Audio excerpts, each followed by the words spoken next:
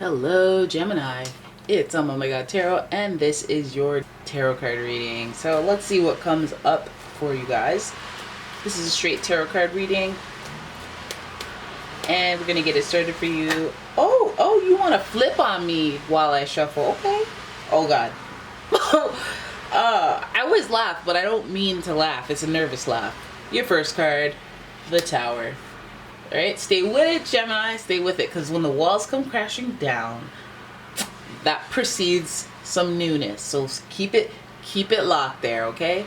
And then we have the Emperor. Okay, we got some Mars on Mars energy, so that's good. We have Aries energy in the building as well.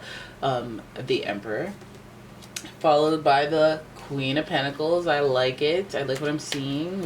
See the upswing? Do you see the upswing? The Queen of Pentacles.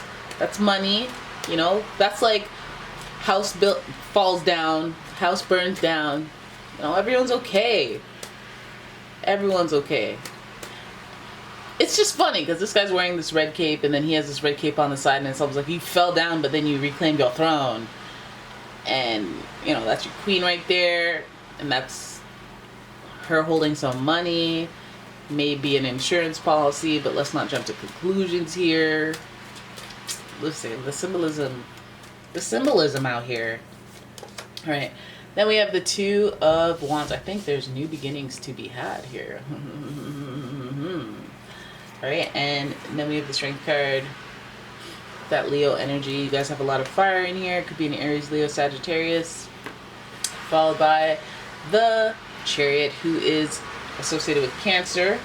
And finally, the Eight of Swords. So let's move that over.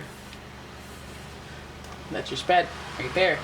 All right, so we start with the Tower card, which is rather intimidating because it's associated with Mars, just like Scorpio, associated with Mars. Aries is associated with Mars as well, and they're of the more naturally aggressive signs. You know what I mean? Like the energy that they have. If you've ever interacted with an Aries or a Scorpio, it doesn't matter how you perceive them. It was intense. Whether they came at you with words, it was intense. Looks, intense. They got that fire energy in there from Mars. Mars is the planet of aggression, conflict. So to start that with your reading may indicate that this is like the recent past. It may have already happened. There may have been a tumultuous time of upheaval and surprise disappointments. It's not cute. It's not cool. It shifts the way that you either think about life or on some topics, or just like even your lifestyle. It may have like everything has changed because of this event, and that's where you're at. So then we have the Emperor, and he represents leadership and organization. Now this may be the idea that you're trying to get things back together, you're trying to get things back on the straight and narrow and have some stability, right? But you also want to feel excited again. So the 4 there represents that stability that, you know, I see with the Queen of Pentacles as well. And you wanting to be in control, not only like not just for the I want to have all these things, but for the emotional fulfillment of being in control and having stability in your life.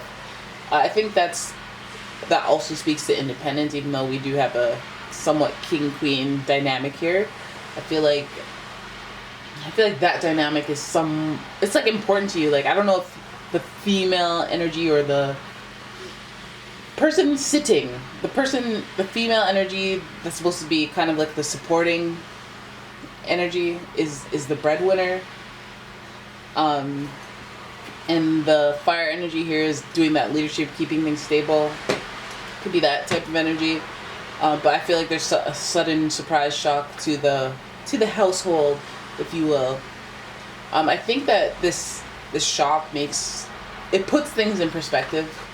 It makes you look at the world differently, right? And I think that this could speak to what's currently happening today, but that still echoes what is going on in your home as a result of what's happening in the world today, and your desire to assess that, or your need to assess that in order to move forward, is pretty prominent in December. Like, what are you going to do next?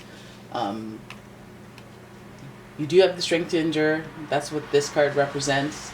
But you'll get through it, which is a common theme right now. We'll get through it. We're in this together.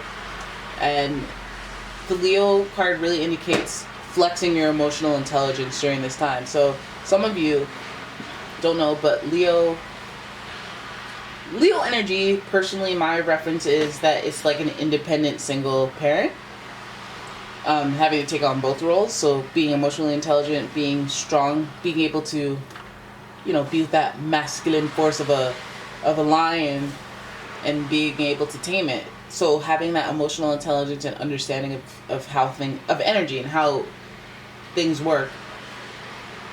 I feel like, you realize that everything happens for a reason. You have these broader understandings of your life patterns. I can see this is a very much a period of time where we're like looking at what we're like, because everybody's alone with themselves, so everybody's kind of being like, am I boring? I am boring. Oh my god. Oh wait, I realized that I am lonely. I realized that I wish I had more time to myself, or I wish I had a business, or I wish I had more hobbies. Realizing all these things that you didn't before. And I think that that's what December is teaching you. But I feel like this downward thing, it really, it makes you grateful for what you have, and then it's upward from there. So then we have the Chariot here. There's a drive and determination. I feel like, isn't that where drive and determination is born? Through adversity. And I feel like this gives you this drive and determination. I feel like this is one of those situations where you get so overwhelmed by what you need to do, how you need to fix things, that you're impatient. Another reference to that Aries energy. That you're determined to do what you want to do. Usually you're very patient people. But I feel like this is like, I'm driven and determined, but I also feel trapped or stuck. But what? What would you feel trapped or stuck? You're driven and motivated. I feel like you want to explore other things you want to do, but you feel obligated to speak in a standstill. You feel like you can't cut yourself free of your situation. You could if you were resourceful and creative like a Leo, driven and determined like a Cancer. But I feel like the blind spot that you have, you're not aware that you have it. So there may be something, like there's a belief thing that makes you go, I don't know. I'm stuck. I'm going to put it off. I'm going to procrastinate. But I feel like there's so much fire here. There's so much, like, it just makes you feel like being called to destiny, but not feeling free to go towards that destiny this month. It's a really interesting thing to happen to you, but it's like more profound than anything, I guess, because there are resolutions happening. There are plans that you want to make in the next year, and like it feels like things fall apart so they can come together a little bit better. But like some of that involves being emotionally intelligent and having to deal with wild beasts.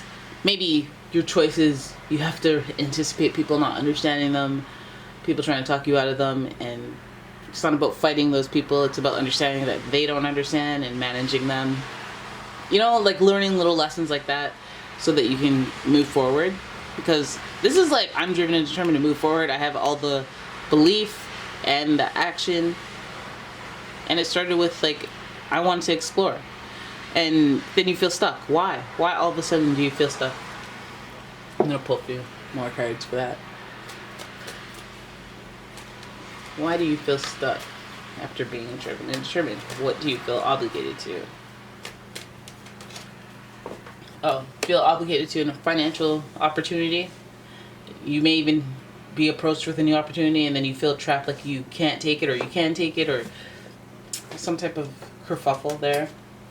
Oh my god, the hard work that you're doing. It may be like you feel obligated to staying at work because you work so hard and you've been so narrowly focused on that. But I feel like there's a true passion and you have to change your way of thinking, that you're not obligated to do anything. You're a free spirit. You're as free as your hair, as Lady Gaga would say. But I feel like you have a good thing going, and that's why you're so hesitant to cut yourself free. It's like you don't want to cut yourself free. You could cut yourself free, but you can't. But you don't want to because you have something good going. That's playing it safe, though. That really is playing it safe. It seems like drive and determination here again in the Eight of Pentacles, but this is more pronounced to be about money, income, opportunities for a better lifestyle, but you still have to change the way that you think, because that's what keeps you trapped. What is that? So I feel like it's when you could get another job, but